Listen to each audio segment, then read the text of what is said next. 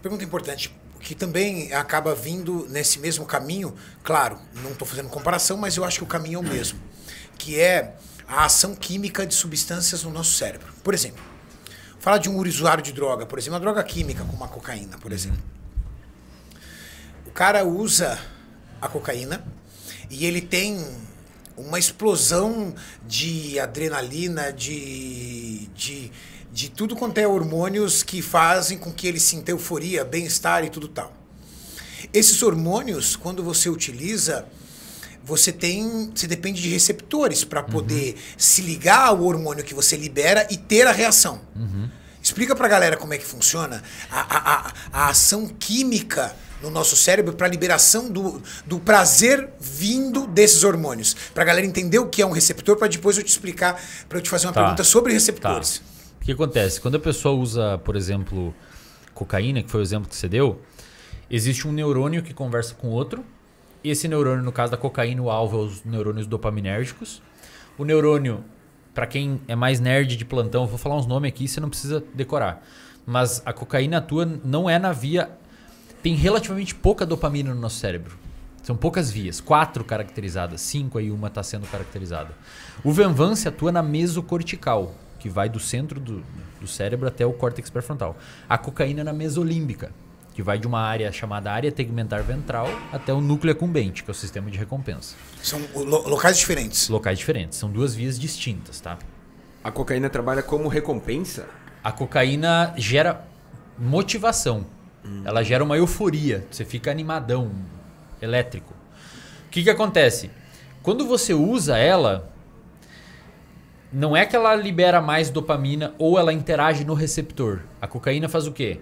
A cocaína ela vem no neurônio pré-sináptico, que a gente chama que libera dopamina, e ela bloqueia um canalzinho que tem aqui chamado transportador de dopamina. O neurônio vomita dopamina, ela interage com os receptores e normalmente ela... Tipo um aspirador, o neurônio suga ela de novo para ser reutilizada. A cocaína bloqueia isso daqui. Então a dopamina fica muito tempo agindo na fenda. E o neurônio continua largando. E ela não volta. E aí você começa a acumular dopamina na fenda sináptica. E você pode acabar, inclusive, saturando o receptor. Tem um trabalho da... Não sei se era isso que você ia perguntar, mas tem um trabalho da Nora Volkow. Nora Volkow. Volkow. Publicado na PNAS, uma excelente revista americana. Mostrando que usuários crônicos de metanfetamina e cocaína, têm menos receptores dopaminérgicos nesse núcleo accumbente, fazendo com que a pessoa precise de mais droga para alcançar o mesmo barato e sendo um dos principais mecanismos fisiopatológicos da dependência, né? Você precisa de mais. Isso era uma pergunta que você já respondeu. A outra pergunta é, quando o cara ele gasta todos esses receptores, o cara, por exemplo, vai numa festa rave aí, toma dois comprimidos de êxtase, que a galera chama de bala, fica loucaço, curte, bebe pra caramba, tal, frita ali os seus neurônios, frita os seus receptores, gasta tudo, chega no outro dia ele acorda um trapo, acorda mal pra caramba. Ele tem poucos receptores, por isso que ele acorda mal, ou ele tem pouca liberação do hormônio que se liga ao receptor? Eu acho que os dois. Gastou tudo. O receptor, assim... Maurício, sobe agora um pouquinho a temperatura. Eu sei que vai ser estranho o que eu vou falar aqui. Eu sei que vai ser estranho o que eu vou falar aqui, mas... E assim, não levem isso, obviamente, mas muito provavelmente em 1 ou 2 vezes você não vai ter prejuízos permanentes em problemas de receptor, tá? Agora, o que a gente já sabe... A máquina tá muito novinha, né? Pensa Isso assim, tem cara, muito. Cara, pensa assim, ó. Uma célula... O neurônio é uma célula. Tem mitocôndria, tem núcleo, tem todas as síntese proteica, complexo endoplasmático, rugoso, etc. Tem tudo lá. Quando o neurônio ele identifica como é que tá a parada lá fora... Então imagina assim... Vamos um pouquinho mais longe aqui. Imagina o neurônio detecta que tem... No neurônio a gente tem um transportador de glicose que não depende de insulina. Diferente do nosso músculo esquelético, hepático e de gordura. Aqui o GLUT4, você precisa da ligação da insulina no receptor, faz toda aquela cascata de sinalização intracelular. O GLUT4 vai até a membrana, abre a membrana celular e entra a glicose. dependente de insulina. No cérebro, acho que é o GLUT1 e 2 ou 3. Não precisa de insulina. Por que não precisa? Porque o cérebro não pode se dar o luxo de precisar de insulina. Não. Se faltar glicose ali, dá uma pica monstra. Exatamente. Então a evolução tratou de colocar receptores ali que não precisam. Não depende de insulina. Se o cérebro detecta que tem muita glicose, se o neurônio, que é um organismo vivo, um micro-organismo ali dentro do seu cérebro, detecta que tem muita glicose lá fora, um segundo mensageiro, que a gente chama de fator de transdução, ele vai detectar que tem muita glicose, vai se ligar a uma área do gene que é uma área não codificante, que informa a parte do gene que codifica a proteína. Sabemos que o nosso gene, a maior parte dele é não codificante, tem uma pequena parte codificante. Essa área não codificante informa, como se fosse um interruptor, ele liga a parte codificante, que vai enviar segundos, que vai fazer toda a maquinaria celular rodar, diminuindo o número de transportadores de glicose, porque não precisa mais glicose, tem bastante já. E a galera tem que imaginar um organismo, uma célula, toda hora entrando e indo receptor. Vai e volta, tira, tem demais, vamos diminuir, tem pouco, vamos botar. Quando você começa a mudar o ambiente extracelular de forma crônica, o seu neurônio começa a se adaptar àquilo. Se tem muita dopamina ali fora, vamos começar a tirar receptor de dopamina, porque a gente não está precisando, tem dopamina à vontade, então poucos receptores dão conta para fazer a sinalização que a gente precisa. O que a gente sabe hoje é que usuários crônicos muito provavelmente têm dano permanente nos receptores. Em humanos, os estudos são bem limitados, mas tem um estudo com macaco que depois que você vicia um macaco em cocaína, até 300 dias em abstinência, os receptores não voltam. Um ano e o aí cara ainda tem efeitos colaterais. O macaco ele fica anedônico. Ele não tem mais interesse em fazer nada, porque Quietinho. A motivação dele... E é de fato um usuário em recuperação, muitas vezes. Ele fica abatido, né? Fica sem graça. Motivação. Você E a primeira coisa... no esporte, alguma coisa pra ele poder começar a ter interesse, porque ele parece que não tem motivação pra vida. Não. Parece que tá apagado. E a grande dificuldade é essa. Quando o cara sai, a primeira coisa que ele faz, vai procurar novamente. É, porque é só aquilo lá que consegue dar pra ele o... O cara coloca o cérebro dele numa parada artificial demais, né, velho? Tipo, é muito absurdo o contexto neuroquímico que ele bota o cérebro dele. É atraente você, vamos dizer assim, é atraente você dar uma hackeada no seu cérebro com isso. Tipo, e vamos numa escalada. O café ele dá uma hackeadinha. Dá. A cafeína é muito mais poderoso do que as pessoas imaginam, não é? Zé? Cafeína, ela é um antagonista de receptor de adenosina. Né? Você meio que bloqueia o sistema que gera fadiga no seu cérebro. Você tá ali dando uma hackeada nele. Aí o cara pula, por exemplo, da cafeína, ele pula para uma ritalina, que é a efedrina, pra galera entender. A hackeada é mais forte. Aí o cara pula de uma efedrina, que é uma ritalina, ele pula para um Venvance, sem precisar do medicamento. Aí ele já tá dando aquelas macetadas no cérebro. Entendeu? Pensando na questão do cérebro ter um efeito plástico, né? E você parece que tá dando uma martelada. Uma martelada. É uma martelada. Eu já tomei Venvance, cara. Você olha, assim, tipo, se você não lembrar de comer, você não come. Lembra, Julião? Não come. Você não come. Você direto. fica, sem perceber, você fica extremamente falante. Você quer chamar a atenção o tempo todo pra si, de alguma forma, porque você tá eufórico demais. E você começa a se sentir, quem não tem problemas, ou sérios problemas, você começa a se sentir num estado de felicidade muito grande. Ao ponto de falar assim, cara, como é que eu vivia sem isso aqui? Só que é um problema, né, cara? Porque você começa a se esquivar de dias ruins. E os dias ruins às vezes são necessários, né, velho? Como é que Sim.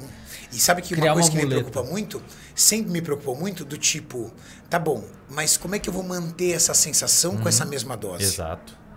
Se eu tô dando uma marretada no meu Cada cérebro. vez você vai precisar de mais. Exato, vai saturando. Todos os meus amigos que entraram no Vivance não entraram com 70 miligramas na maioria deles. Entraram com 30, metade com 15. de 30. Só que chegaram a 150. Cara, e assim, Renato, o Venvance é um derivado de anfetamina, irmão. Exato, acabou. Pensa, galera, você tá botando...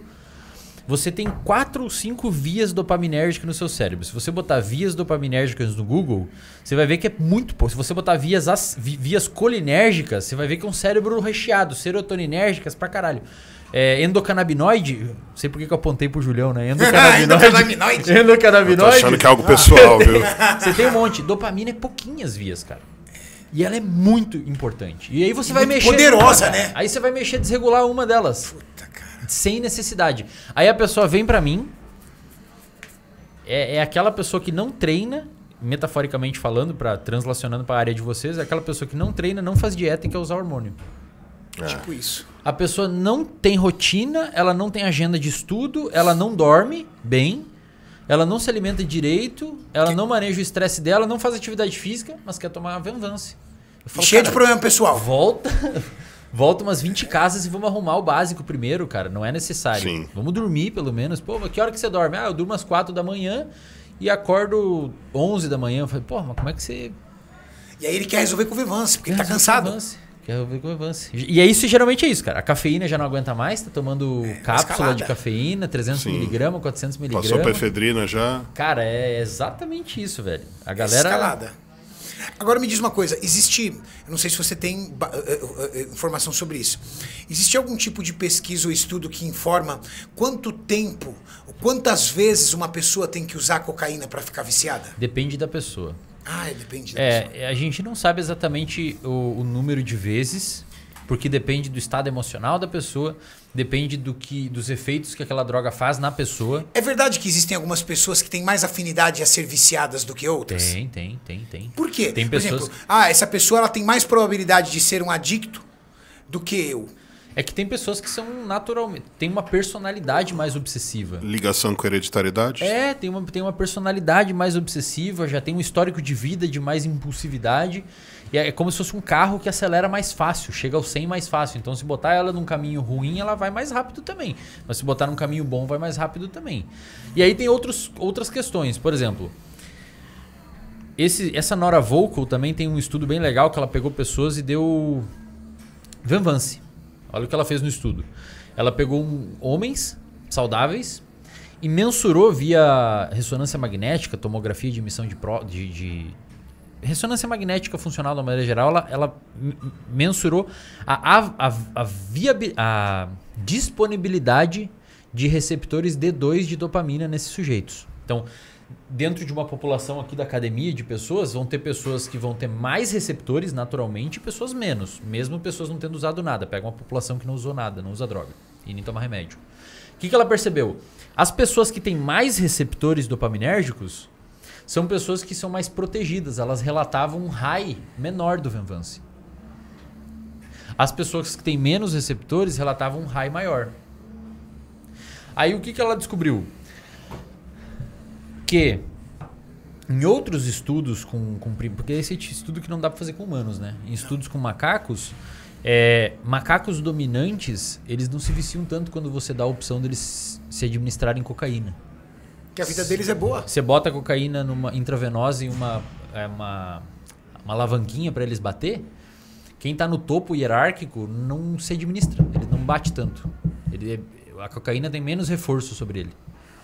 Os subordinados se afundam na cocaína. Porque a vida deles, vamos dizer assim, é pior. Ele não tem tanto interesse. O macaco dominante ele não precisa ter tanto interesse, né? Porque ele já tem outras fontes de prazer. Tem uma vida boa. As fêmeas dormem num lugar quentinho, comem primeiro. Aí você pode falar assim, pô, Wesley, mas as pessoas ricas que usam droga, cara? Sim, mas ser rico não significa que a pessoa é feliz, né? Tá Cara? feliz. Vive bem, né? Vive bem, é feliz. Não significa nada, né, velho? Esquece isso. Não, esquece. Então acho que isso é uma coisa interessante. Aí entra a hipótese do enriquecimento ambiental. Parece que uma das melhores formas, isso até deveria ser usado para fazer política pública, parece que uma das melhores formas de você proteger uma pessoa de um novo vício é oferecendo para ela um enriquecimento ambiental. Por exemplo, academias públicas, em bairros, shows culturais, bibliotecas, museus. Atividade. Dar mais possibilidade da pessoa enriquecer o seu repertório pode ser útil para ela não se viciar tanto. Atividade. Cabeça vazia, oficina do diabo, né? Exato, cara. E a academia parece ser extremamente importante. Se você pega um ratinho, cara, no laboratório assim, ó, e você bota um treinar e o outro não e depois dá droga, o que treina usa menos. Ele dilui aquele efeito de necessidade de reforço no treino. Ele tem um enriquecimento, né? Tem mais coisas. Se você bota uma fêmea, ele usa menos também.